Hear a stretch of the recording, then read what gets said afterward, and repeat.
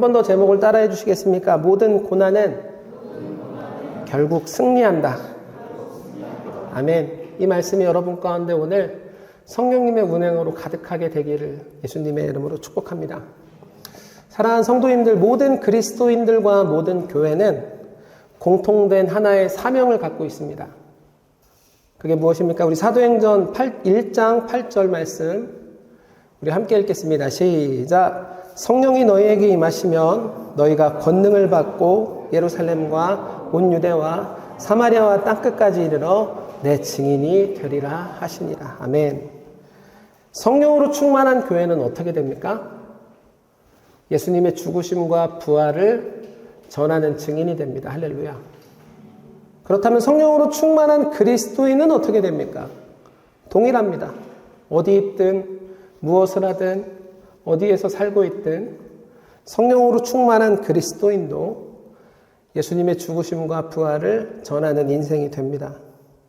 사도행전 1장 8절은 하나님께서 모든 교회와 모든 그리스도인에게 주신 사명입니다. 천사에게 주신 사명 아닙니다. 누구는 해도 되고 누구는 안 해도 되는 그런 사명 아닙니다. 하나님께서 우리 모두에게 주신 사명입니다. 우리의 입으로 전하라 말씀하셨고 우리의 삶으로 전하라 말씀하셨습니다. 이것은 우리가 직접 해야 하는 모든 교회와 모든 그리스도인의 사명입니다. 그러므로 옆에 있는 분들과 한번 이렇게 축복해 줄까요? 사명대로 살아가는 우리가 됩시다.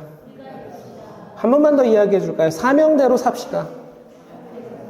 아멘. 하나님께서 모든 교회와 모든 그리스도인들에게 동등하게 누구도 하나 빼놓지 않고 다 동일하게 주신 사명입니다.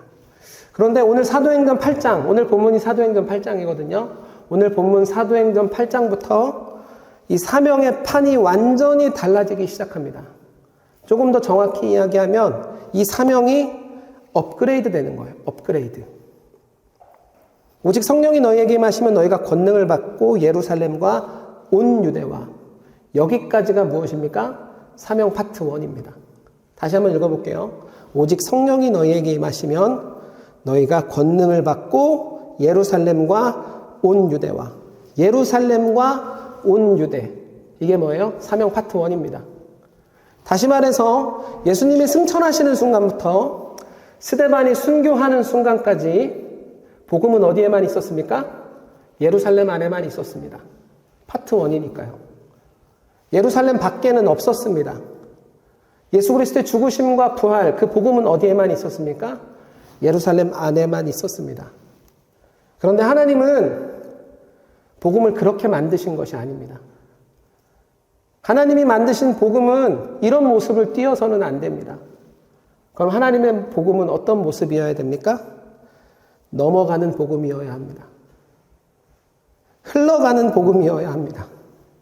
예루살렘만 머물러 있지 않고 예루살렘을 뛰어넘어가는 복음, 사마리아까지 흘러가는 복음, 땅끝까지 흘러가는 복음, 이것이 하나님께서 계획하신 복음이었으며 이것이 하나님께서 준비하신 복음이었습니다. 그래서 오늘 사도행전 8장부터 무엇이 시작되는 거예요? 사명 파트 2가 시작되는 거예요. 사명 파트 2가 시작되는 거예요. 예루살렘만 머물러 있었던 복음이 어떻게 됩니까? 사마리아로 흘러갑니다. 땅끝으로 넘어가기 시작합니다. 그런데 중요한 것은 이거예요. 그 계기가 뭐냐 하는 거예요. 그 계기가 뭐냐. 복음이 예루살렘만 있었던 복음이 사마리아로 흘러가고 땅끝으로 흘러가게 되는 이 계기가 대체 무엇이냐. 한번 따라해 주시겠어요? 고난. 그렇죠. 고난입니다. 초대교회 안에 아주 무서운 피할 수 없는 고난이 쾅 하고 닫힙니다. 그리고 그 고난과 함께 어떻게 되는 거예요? 복음이 예루살렘만 있었던 복음이 그 고난과 함께 넘어가고 흘러가기 시작합니다. 사랑하는 성도님들, 부흥이 나타나는 곳에는 항상 뭐가 따라옵니까? 고난이 따라옵니다. 하나님의 복음, 하나님의 전도, 하나님의 구원, 하나님의 능력, 하나님의 생명이 전해지고 나타나는 곳에는 항상 고난이 뒤따라옵니다. 왜 그렇습니까? 우리의 원수 마귀가 부흥이 나타나는 것을 싫어하기 때문입니다. 꼭 기억하는 여러분이 되기를 축복합니다. 우리는 복음으로 살았는데, 우리 안에는 복음이 충만한데, 왜 우리 삶은 이렇게 흔들리고 엎어지는 것 같지? 간단합니다. 오늘 본문은 이야기합니다. 우리의 원수 마귀가 나를 통해서 복음이 흘러가고 새로운 하나님의 자녀들이 태어나는 것을 싫어하기 때문입니다. 그래서 복음이 나타나는 곳에는 항상 뭐가 나타납니까? 고난이 나타납니다. 고난이 나타납니다. 그래서 그리스도인들은 신앙생활을 하면서 고난이 무엇인가 이것을 알아내는 것이 굉장히 중요합니다. 복음이 무엇인가 이것을 아는 것만큼 고난이 무엇인가, 고난의 이유가 무엇이며 고난의 목적이 무엇이며 고난은 결국 어떻게 되는가, 이 고난을 아는 것은 굉장히 중요한 문제입니다.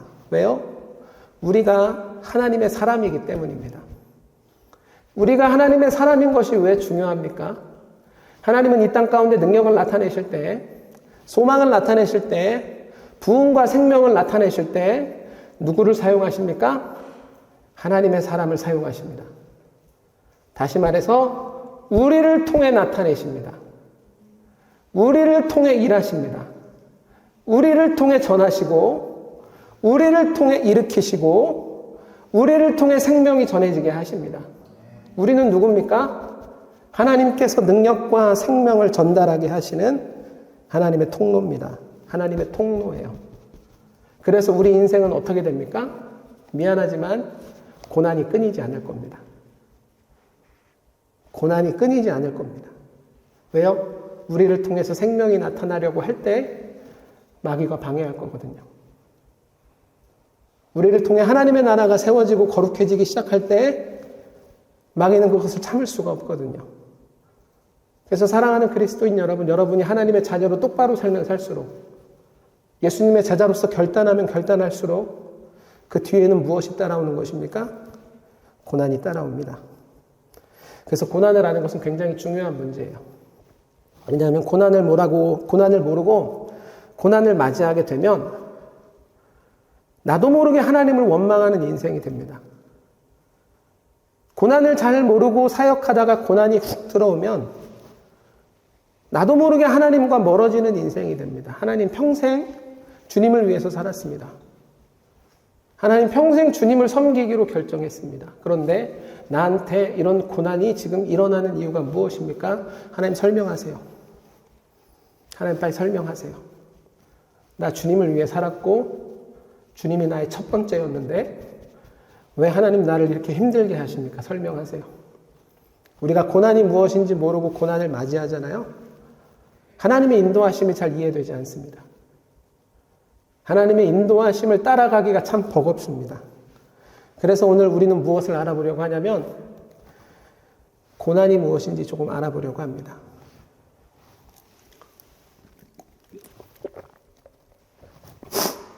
먼저 따라해 주시겠어요? 고난은 마귀가 시작한다. 우리 욥기 1장 11절 한번 읽어보도록 하겠습니다. 욥기 1장 11절 어떤 말씀이 써 있는지 우리 한번 읽겠습니다. 시작. 그의 모든 소유물을 치소서. 그리하시면 틀림없이 주를 향하여 욕하지 않겠나이까. 사랑하는 성도님들, 고난은 하나님이 시작하지 않습니다. 고난은 마귀가 시작합니다. 그렇다면 하나님께서 우리 가운데 주시는 것은 무엇입니까?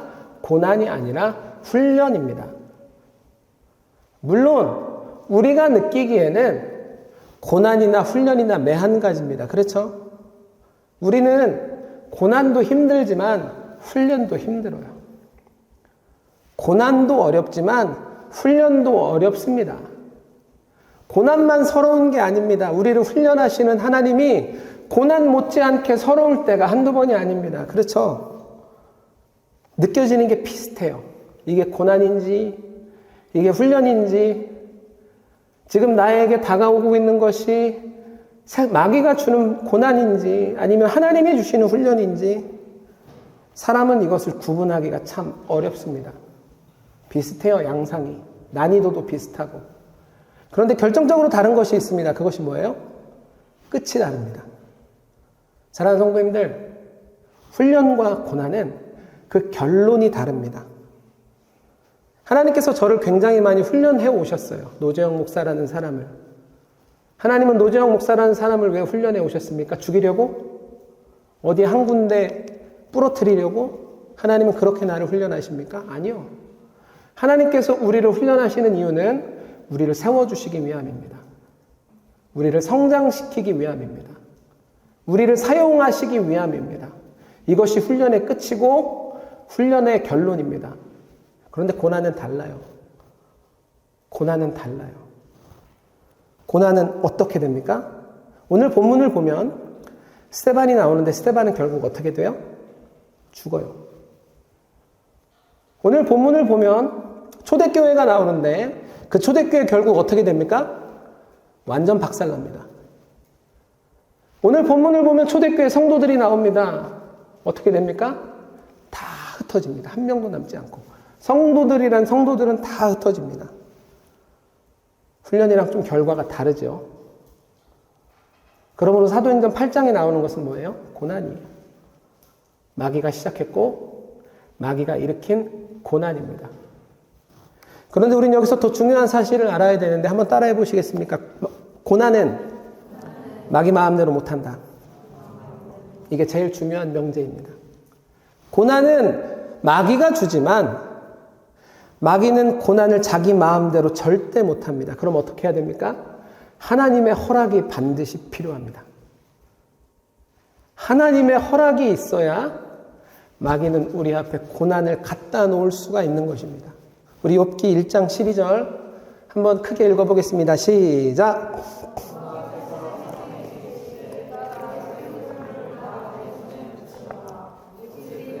손을 대지 말지니라 사단이 곧 여호와 앞에서 아멘. 욥기는 결국 우리 가운데 무슨 이야기를 하고 싶은 거예요? 고난은 하나님께서 허락하지 않으시면 절대로 우리 앞에 나타나지 못한다. 할렐루야. 다시 한번 이야기하겠습니다. 고난은 하나님께서 허락하지 않으시면 절대로 우리 가운데 나타나지 못한다. 여러분, 고난이 없는 사람이 있습니까? 아니요, 한 명도 없습니다. 오늘 여기 한 20명 정도 앉아 계시는데 다 좋아 보이죠, 그렇죠? 겉으로 보기에는. 그런데 그 속사정을 다 들여다보면 고난이 없는 인생이 없습니다. 여기 다 주님을 사랑해서 이 자리에 앉아 있는 건 아닙니까? 화요일 날 내 인생이 주님을 기뻐하기 때문에 주님을 만나고 싶고 주님과 동행하고 싶어서 우리 이 자리에 앉아 있는 건 아닙니까? 그렇죠? 그런데 여러분 인생에 고난 없습니까? 아니요, 고난 많습니다. 그걸 어떻게 확신합니까?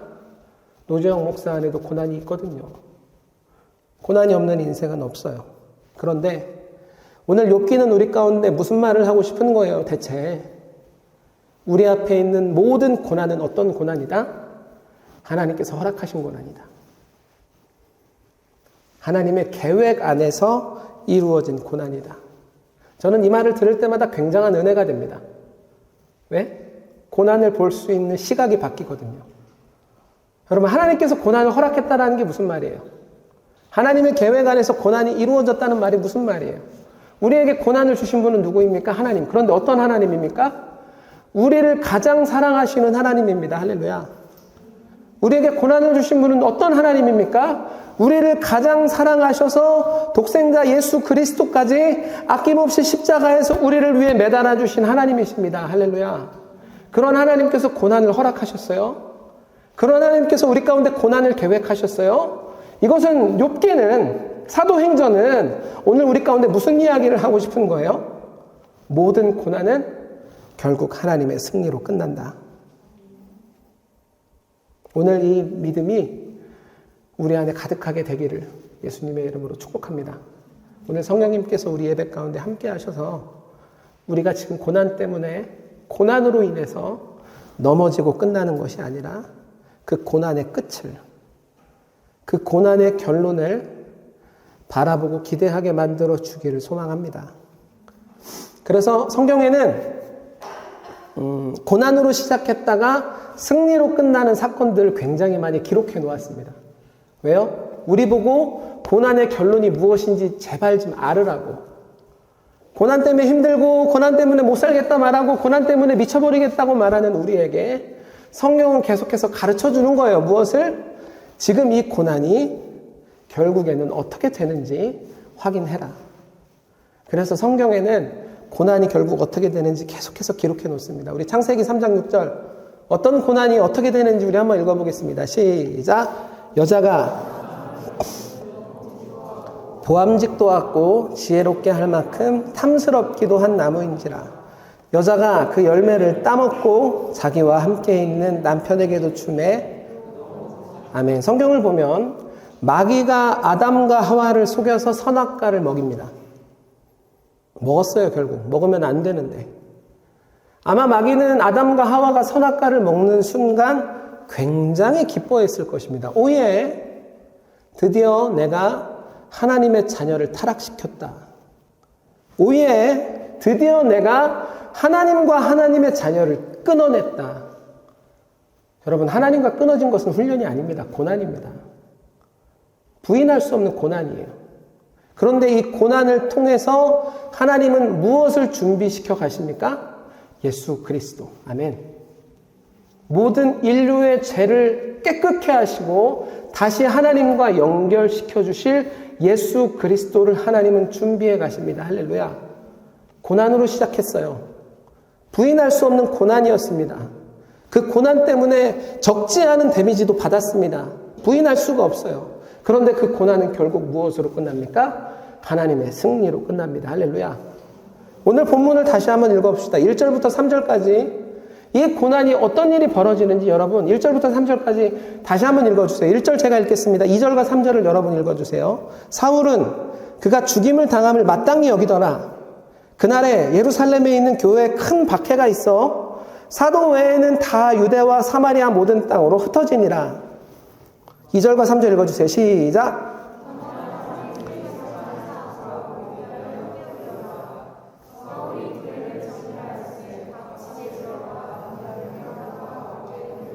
아멘. 여러분, 스데반이 죽었습니다. 그리고 유일하게 세워져 있는 하나님의 교회가 폭삭 망하고 다 흩어집니다. 이걸 훈련이라고 말할 수 있습니까? 아니요. 이건 고난입니다. 고난입니다. 그런데 하나님은 이 고난을 통해서 무엇을 준비하시는 거예요? 오늘 4절 말씀을 한번 읽어보겠습니다. 하나님께서 무엇을 준비하시는지, 이 고난을 통해서 하나님은 어떤 일을 이루어 가시는지, 이 고난은 어떻게 승리하는지 우리 4절 말씀 함께 선포합니다. 시작. 그 흩어진 사람들이 두루 다니며 복음의 말씀을 전할세. 아멘. 제가 한 번 더 읽겠습니다. 그 흩어진 사람들이 두루 다니며 복음의 말씀을 전할세. 아멘. 아멘. 고난으로 인해서 7집사 중 1명이 죽었습니다. 그리고 이 땅에 세워진 유일한 초대교회는 교회 하나밖에 없었어요. 여러 개 아닙니다. 딱 하나 있었어요. 딱 하나 없어지면 어떻게 됩니까? 끝나는 거예요. 10개 중에 5개, 10개 중에 7개까지도 참을 수 있습니다. 그런데 1개 중에 1개가 사라지고 없어졌어요. 다 끝난 겁니다. 다 끝난 겁니다. 그런데 하나님은 어떤 일을 하세요? 스데반도 죽었고 교회도 망했으니 이제 완전 끝난 거예요. 복음은 거기서 더 이상 전해지지 않고 성경은 거기서 끝나야 됩니까? 이게 고난의 결론입니까? 아니요. 아니요. 고난은 스데반을 죽이고 교회를 완전 무너뜨렸지만 하나님은 이 고난을 사용하셔서 더 많은 교회를 세워가십니다. 할렐루야. 하나님은 이 고난을 사용하셔서 더 많은 복음의 전도자를 일으켜 주십니다. 하나님은 이 고난을 사용하셔서 예루살렘 안에만 있었던 복음 퍼져나가야 되는데 하나님의 마음은 여기에만 있는 게 아닌데 복음은 예수 그리스도의 사랑이 없는 곳에서 있는 곳으로 계속 흘러가야 되는데 그래서 예루살렘 밖으로 나와야 되는데 하나님은 이 고난을 통해서 어떻게 하시는 거예요? 이 복음을 끄집어내시고 이 복음을 전달하시고 이 복음을 흘러가게 하시는 거예요. 사랑하는 성도님들, 오늘 예배를 통해서 고난의 결론을 확인하는 여러분이 되기를 예수님의 이름으로 축복합니다.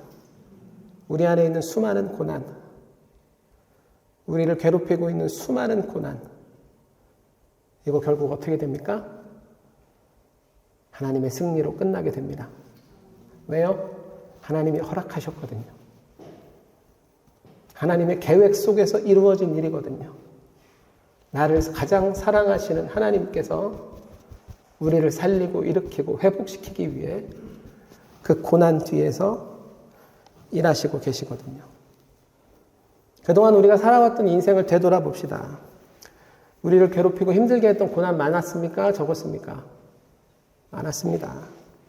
우리 인생을 돌아보면 저도 마찬가지 아주 작은 것 때문에 힘들어했고 아주 사소한 것 때문에 넘어지고 자빠졌습니다. 큰 게 와서 빵 부딪혀서 흔들리면 창피하지라도 않지.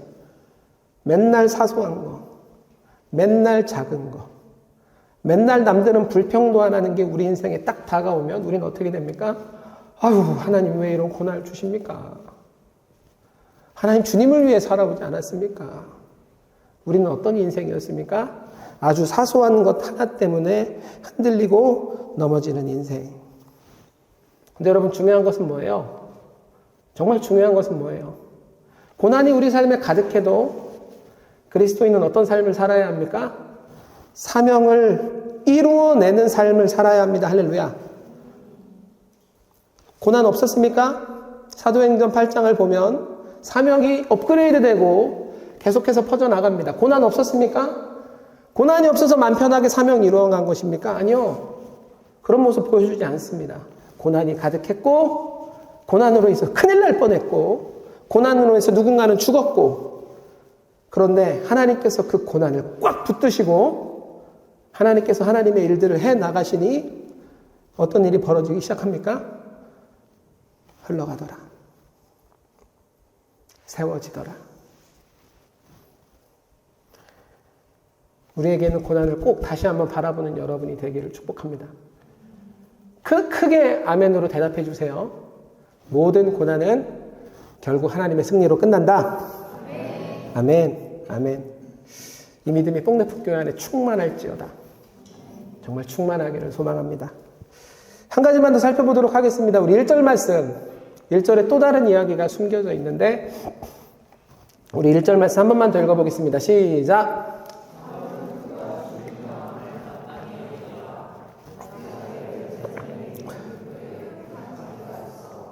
사도 외에는 다 유대와 사마리아 모든 땅으로 아까도 살펴봤지만 고난은 교회를 무너뜨렸어요. 그리고 성도를 흩어버렸어요. 그런데 1절을 보니 고난 때문에 흩어지지 않은 사람들이 있습니다. 다 흩어졌거든요. 당시 초대교회 인구를 3만 명에서 5만 명 정도로 추정합니다. 그러니까 고난의 난이도가 얼마나 심각했는지 알 수 있겠죠. 이게 장기적으로 흩어진 게 아니라 고난이 빵 닥치자 그냥 팍 하고서 3만 명에서 5만 명이 그냥 흩어져 버린 거예요. 그런데 그 고난 앞에서도 흩어지지 않는 사람들이 있었습니다. 그게 누구예요? 12사도. 12사도. 여러분 괜히 12사도의 이름이 붙는 게 아닙니다. 그렇죠? 괜히 모세의 이름이 붙는 거 아니고 괜히 다윗의 이름 붙는 거 아니고 괜히 12사의 이름 하나님께서 붙여서 성경에 기록해 놓으시는 거 아닙니다. 12사도는 고난이 있어도 어떻게 합니까? 예루살렘 떠나지 않습니다. 고난이 있어도 어떻게 합니까? 그 예루살렘에 남기로 결정합니다. 저는요, 오늘 본문을 보면 마음이 참 어려워집니다. 웃으시는 분은 무슨 말인지 아시는 것 같은데, 여러분, 다 흩어지고, 다 떠나면, 그래도 누가 남아야 돼요? 목회자는 남아야지요. 그렇지 않습니까? 하나님께서 세우신, 하나님께서 인도하신, 하나님께서 기름 부으신 목회자는 남아야지요. 어떤 고난 앞에서도. 그래서 오늘 본문을 보면은 마음이 쉽지 않습니다. 어렵습니다. 그런데 한편으로는 분명해지는 거예요. 어떤 것이? 방향이. 목적이. 나의 다음이. 아, 이게 내 삶이구나. 이게 내 삶이구나. 내 여정이구나. 어떤 큰 고난이 와서 다 흩어지고 다 포기하고 다 떠나가도 나는 지키고 나는 버텨야 되는 인생이구나. 여러분 12사도는 왜 남았을까요? 엄청 큰 고난이 닥쳤을 때 12사도 왜 남았을까요? 한번 따라해 보실래요? 누군가는 보여줘야 한다. 아멘. 그래서 남은 겁니다. 누군가는 보여줘야 합니다. 고난이 닥쳤을 때 누군가는 떠나고 흩어지는 게 사명이지만 누군가는 끝까지 부러지지 않는 것이 사명입니다. 누군가는 끝까지 뒷걸음질 치지 않는 것이 사명입니다. 그래야 흩어진 사람들이 흩어진 곳에서 12사도를 보면서 그리스도인답게 살아갈 수 있는 거예요. 그렇지 않겠습니까? 다 흩어지면 누굴 보고 견딜 수 있어요? 하나님의 말씀 때문에, 하나님의 위로 때문에 남아있는 사람이 있어야 흩어진 사람들도 믿음의 삶을 살 수 있지 않겠습니까? 아마 초대교회가 무너지던 날 수많은 성도들이 12사도한테 와서 부탁했을 거예요. 베드로, 요한, 우리 같이 갑시다. 지금 예루살렘은 너무 위험해요. 지금 예루살렘에 있다가 큰일 납니다. 그런데 우리의 가장 큰 두려움이 뭔지 아십니까? 당신들 12사도를 잃어버리고 우리끼리 교회를 일으켜야 되는 게 저희의 가장 큰 두려움입니다. 그러니 같이 갑시다.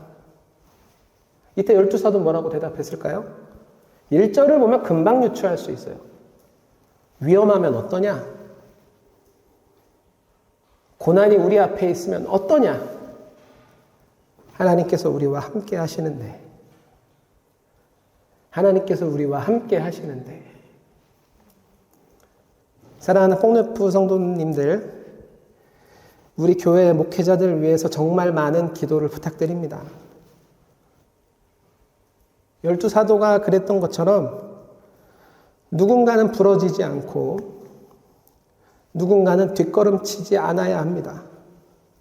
그런데 이 사명은 너무 무겁고 너무 두렵습니다. 그래서 무엇이 필요합니까? 목회자들을 향한 성도님들의 기도와 중보가 너무나도 필요합니다. 나중에 시간이 아주 많이 흘러서 노재영 목사가 나이를 더 먹고 행여나 자식들에게 목숨을 거는 듯한 모습을 보이기 시작할 때 여러분 저를 위해서 꼭 기도해 주세요.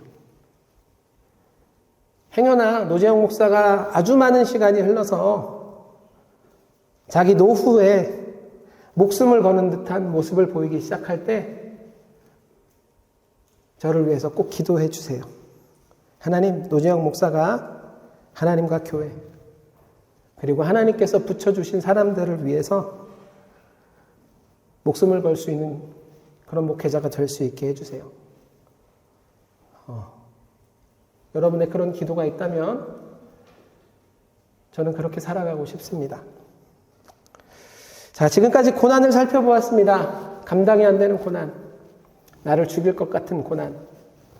이 고난의 결론은 결국 어떻게 됩니까? 따라해 보시겠습니까? 모든 고난은 결국 승리한다. 아멘. 고난 속에서 살아가는 그리스도인들 여러분, 지금도 고난 때문에 어려워하고 있는 수많은 우리 폭네프교회 성도님들, 오늘 우리는 딱 한 가지만 기억하면 됩니다. 고난의 결과. 어떻게 됩니까? 모든 고난은 반드시 승리합니다.